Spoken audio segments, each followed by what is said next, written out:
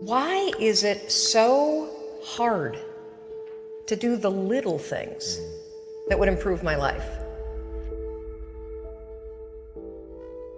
The way that our minds are designed is our minds are designed to stop you at all costs from doing anything that might hurt you. There are so many people in the world, and you know, you may be watching this right now, and you have these incredible ideas, and what you think is missing is motivation. And that's not true. Because the way that our minds are wired, and the fact about human beings, is that we are not designed to do things that are uncomfortable or scary or difficult. Our brains are designed to protect us from those things because our brains are trying to keep us alive.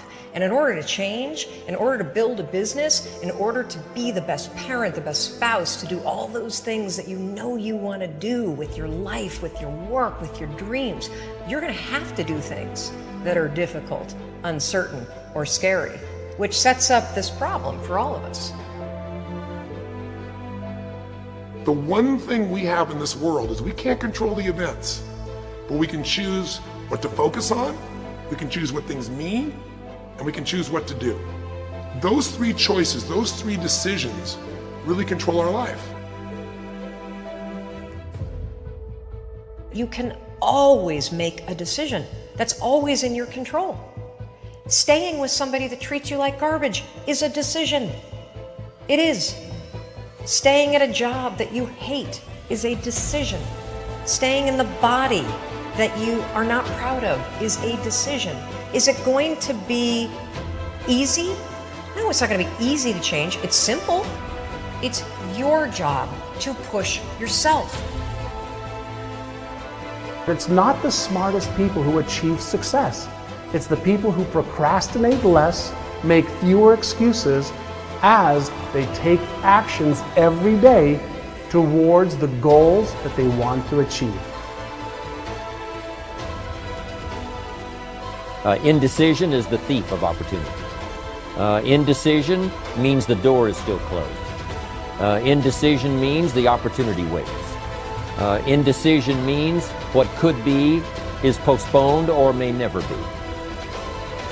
If you want to be successful in anything in life, never leave the sight of setting a goal without doing something that commits you to fulfillment. The next morning, the alarm goes off, and I pretended NASA was there. It's the stupidest story. I literally went 5, 4, 3, 2, 1. I counted out loud, and then I stood up.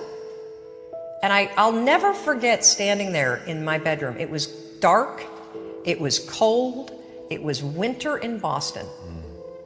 And for the first time in 3 months, I had beaten my habit of hitting the snooze button. There were moments all day long, just like that 5-second moment in bed, where I knew, knowledge, what I should do. And if I didn't move within 5 seconds, my brain would step in and talk me out of it. Every human being has a 5-second window. It might even be shorter for you. You have about a 5-second window in which you can move from idea to action before your brain kicks into full gear and sabotages any change in behavior. Your life is what you think it should be. That's exactly what you are right now. You are what you thought you should be. And if you don't like who you are, you got to change what you think you should be. What you think is more important than what you do. And so if you want to change, you got to work on this attitude bit. Decide, commit, act, succeed, repeat. The one thing that all the greats have in common is they sweat the small stuff. They pay very, very close attention to every detail. What makes you comfortable can ruin you. And what makes you uncomfortable is the only way to grow. What you are and what you become depends on how you use your time. The billionaire and the beggar both have 24 hours every day. The old and the young, the black and the white, the Indian and the Asian are all given the same amount of time every day.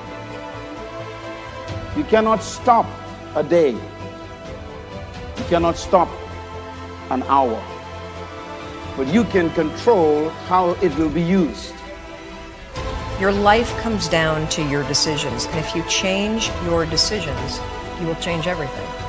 When you understand the power of a 5-second decision, and you understand that you always have a choice to go from autopilot to decision maker, everything in your life will change.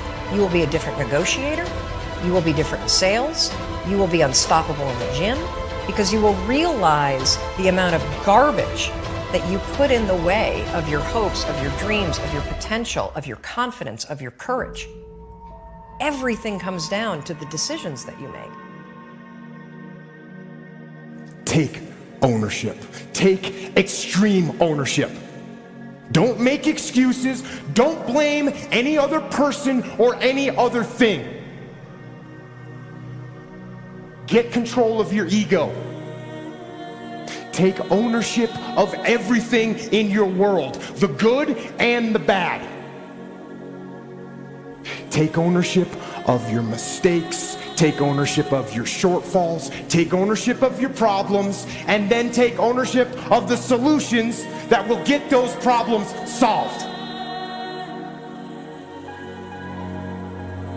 Take ownership of your mission.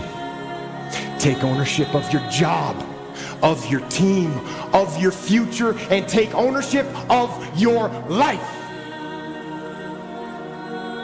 The first source of inspiration is deciding. Second source of inspiration is planning. And now, here's a big source of inspiration: beginning. Getting started. Actually turning thought and the notes on the paper, the plans, actually now committing it to action.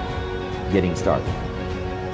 I'm a humongous believer that ideas are and that execution's the game.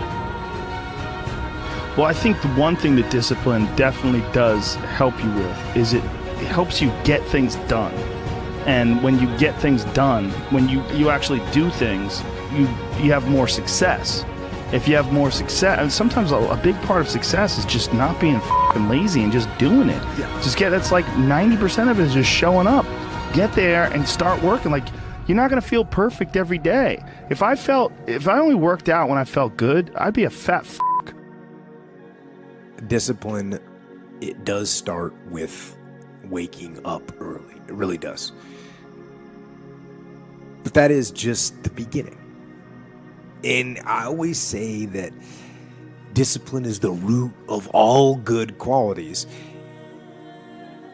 But you have to absolutely apply it to things outside of just waking up early. It's everything. It's working out every day, making yourself stronger and faster and more flexible and healthier. Discipline is eating the right foods to fuel your system. It's about disciplining your emotions so you can make good decisions. Doing the tasks that you don't necessarily want to do, but that you know will help you. The thing about self-discipline is that it is necessary for everything you do in your life. You have to be self-disciplined. Discipline is not punishment. It's not. If you change your mindset and really focus it on what discipline really is, you start to welcome discipline. You welcome self-discipline into your life. People have to know you, not because, oh, he's a good salesman. Oh, he's a good this. Oh, he's an artist. People need to know you for one major thing first. He works. He produces. The guy's there every day. The guy's pushing and shoving. Because the truth is, no matter how good your ideas are, how good your art is, or how good your skill set is, If you're not working, man, if you're not vibrating at a frequency that people say, my God, how does that guy do all that? If you're not vibrating at that rate, if you're not working at that level, you're not going to make it.